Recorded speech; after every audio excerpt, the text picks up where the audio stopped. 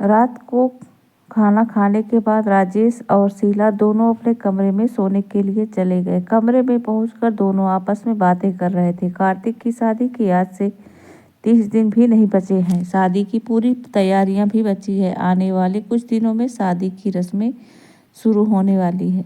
8-10 दिन बाद ring ceremony भी होनी है और फिर शॉपिंग डॉपिंग। मेरा तो ये महीना पूरा पैक होने वाला है। राज के पापा दिनेश ने अपनी पत्नी रीना से कहा, हाँ यार, अब हमें सीरियसली काम पर लग जाना चाहिए। मुझे तो अपनी फ्रेंड्स और फैंस की लिस्ट बनानी है। किस किस के बेटे की शादी में इनवाइट करूं। अपने चेहरे पर चांदनी से मुस्कान बिखेरते हुए शीला ने कहा। राजेश हंसते हुए बोला, यार डार्लिंग, तुम्हें तो अभी पार्लर भी बुक करना पड़ेगा ना। चेहरे पर ग्लो भी तो लाना जरूरी है। बेटे की शादी है। शीला ने मुंह फेरते हुए कहा, मिस्टर नरवाल जी, हमारा मजाक बना रहे हो। अभी हम बुढ़े नहीं हुए हैं, अभी तो हम भी जवान हैं। राजेश नरवाल जी शीला के पास बिस्तर पर बैठते हुए उनके चेहरे को अपनी ओर करते हुए बोले, वाकई में अभी तुम जवान लगती हो। जब देखता हूँ तुम्हें जी भर कर देखता रह जाता हूँ। शीला इठलाते हुए बोली, अजी रहने दो, तुम्हारे मुंह से तो तारीफ ही ढंग से नहीं निकलती, इसमें भी कंजूसी करते रहते हो। राजेश शीला को बाहों में कसते हुए बोला, तुम तो हमारी जान हो। अब तारीफ करता नहीं आता हो तो क्या हुआ, प्यार करना तो आता है ना। शीला ने राजेश की आंखों में देखते हुए कहा, अच्छा रहने दो, अब तुम पके चावल हो गए हो, और हंसने लगी। राजेश ने पूछा, पका चावल मतलब? मैं समझा नहीं। तुमने कही ये शब्द वो अपनी वाहियात चंड सहेली में तो नहीं पढ़ लिया? शीला ने हंसते हुए हाँ में सिर हिलाया और कहा, मेरी तन्हाई की एकमात्र सहारा। राजेश ने पूछा, अच्छा पका चावल मतलब क्या हुआ? शीला ने कहा, कुछ नहीं, रहने दो। राजेश ने कहा, क्यों रहने दो, बताओ। शीला ने कहा, यही कि अब तुम रोमांस में कमजोर पड़ गए हो। राजेश ने चैलेंज करते हुए कहा, रोमांस में मैं और कमजोर हो ही नहीं सकता। अभी भी तुम नए नए लौंडों को पीछे छोड़ दूंगा। क्या बात कर दी तुमने? शीला पहले से तो ठहाका मार के हंसी और फिर बोली, अच्छा जी, अब ज्यादा मत हाँको। राजेश ने फिर कहा, और नहीं तो क्या। शीला ने कहा, अच्छा जी, जरा याद करो लास्ट टाइम कैसे जीभ निकाल कर हाँफ रहे थे और फिर मुंह घुमा के सो गए थे। राजेश ने नजरें झुकाई और फिर बोला, क्या यार, पुरानी बातें याद रखती हो?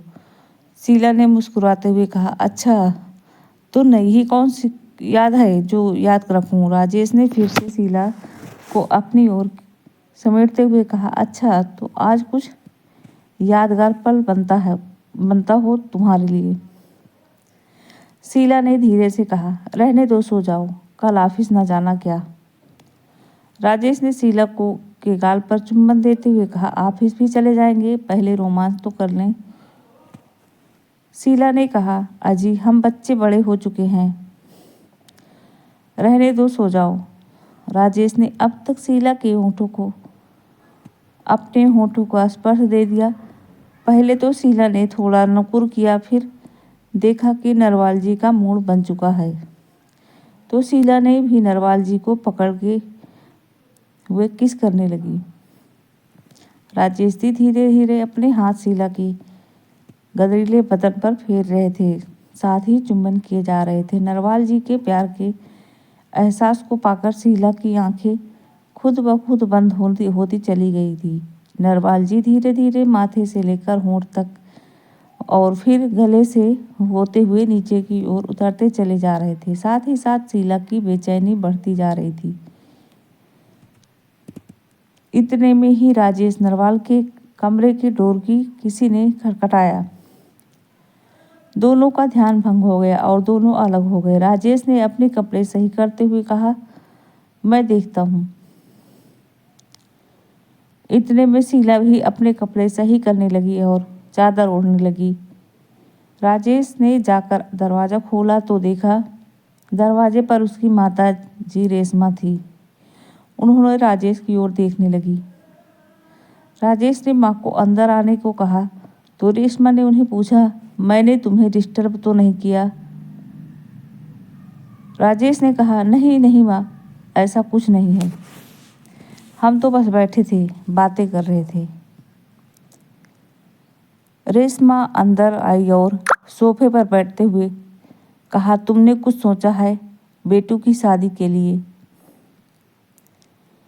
शीला ने बिस्तर से उतरते हुए कहा, माँ जी बस हम वही बात कर रहे थे, अब तो दिन भी ज़्यादा नहीं बचे हैं। रेशमा ने कहा, मुझे लगता है एक बार हमें कार्तिक से भी पूछ लेना चाहिए। राजेश और शीला दोनों एक दूसरे की ओर देखने लगे और फिर राजेश ने कहा, माँ अब शादी की तारीख आने को है। कार्तिक ने कहा, बोला तो है, और फिर बार बार उसे एक ही बात पूछेंगे तो वो भी परेशान हो जाएगा ना। रेशमा ने कहा, अच्छा ठीक है, लेकिन फिर भी मुझे लगा जवान लड़का है, एक बार फिर से बात कर लेनी चाहिए तो सही होगा। राजेश ने कहा, माँ ऐसी कोई बात नहीं है, सब ठीक है, और वैसे भी कार्तिक ने कहा दिया है कि उसे कोई दिक्कत नहीं है, उसे लड़की पसंद है। रेशमा ने कहा, ठीक है फिर तुम लोग शादी की तैयारियां शुरू कर दो। राजेश ने कहा, हाँ माँ, कल से ही शादी की तैयारी करता हूँ। तो वीडियो आप लोग को कैसी लगी? पसंद आए तो लाइक कीजिएगा, शेयर कीजिएगा, चैनल को सब्सक्राइब कर दीजिए, कमेंट में ज़रूर कुछ लिख दीजिएगा, इससे मोटिवेशन मिलता है। मिलते हैं नेक्स्ट वीडियो में।